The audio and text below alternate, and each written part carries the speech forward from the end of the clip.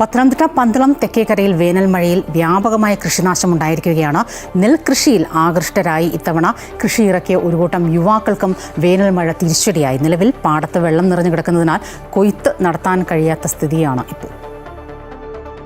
ലാഭകരമായ കൃഷി എന്ന ഒരു കൂട്ടം യുവാക്കളുടെ സ്വപ്നമാണ് വേനൽ മഴയിൽ പൊലിഞ്ഞത്.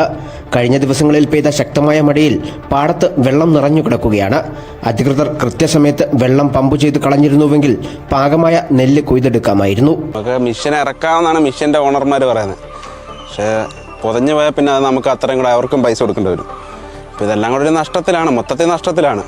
പിന്നെ അല്ലേ നമ്മൾ തന്നെ അരുവാളെടുത്ത് നമ്മുടെ പിള്ളേരെ വിളിച്ച് നമ്മൾ തന്നെ കൊയ്ത് തരണം. ഇറിഗേഷൻ 3 ദിവസം മുമ്പാണ് മോട്ടർ വെക്കുന്നത്. നമ്മുടെ ഈ വെള്ളം വലിഞ്ഞങ്ങ് എല്ലാം കുറേ 2 ദിവസത്തിലും പിടിക്കും.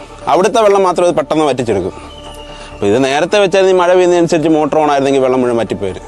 വിവിധ ജോലികൾ ചെയ്ത് ലഭിച്ച പണമായിരുന്നു യുവാക്കൾ കൃഷിക്കായി മുടക്കിയത്. മുൻപ് കർഷകരെ സഹായിച്ച അനുഭവ സമ്പത്തും കൈമുതലായി ഉണ്ടായിരുന്നു.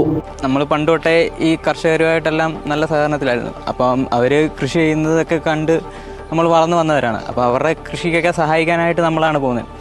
അപ്പോൾ അങ്ങനെ ഒരു 3-4 വർഷമായിട്ട് സഹായിക്കാൻ പോകുമ്പോൾ നമ്മൾ കുറച്ച് പിള്ളേരുണ്ട്. അവർക്കാണെങ്കിൽ ഒരാഗ്രഹം നമുക്ക് ഇത്തവണ കൃഷി ചെയ്താൽ എന്താന്ന്. ഇതിനുവേണ്ടി പണം കണ്ടെത്തിയത് നമ്മൾ തന്നെ ചെറിയ ചെറിയ ജോലികൾക്ക് പോയാണ് പണം കണ്ടെത്തിയത്. ഞാൻ തന്നെയാണെങ്കിൽ വണ്ടി ഓടിക്കാൻ പോകും, അങ്ങനെ കാറ്ററിങ് അതുപോലുള്ള കാര്യങ്ങൾക്കൊക്കെ പോയാണ് ഇതിനുവേണ്ടി സാമ്പത്തികം കണ്ടെത്തിയത്. വേനൽ മഴയിൽ കൃഷി നഷ്ടമാണെങ്കിലും കൃഷിയോടുള്ള താല്പര്യം ഈ യുവാക്കളിൽ അവസാനിക്കുന്നില്ല. അമൃത ന്യൂസ്, പത്തനംതിട്ട.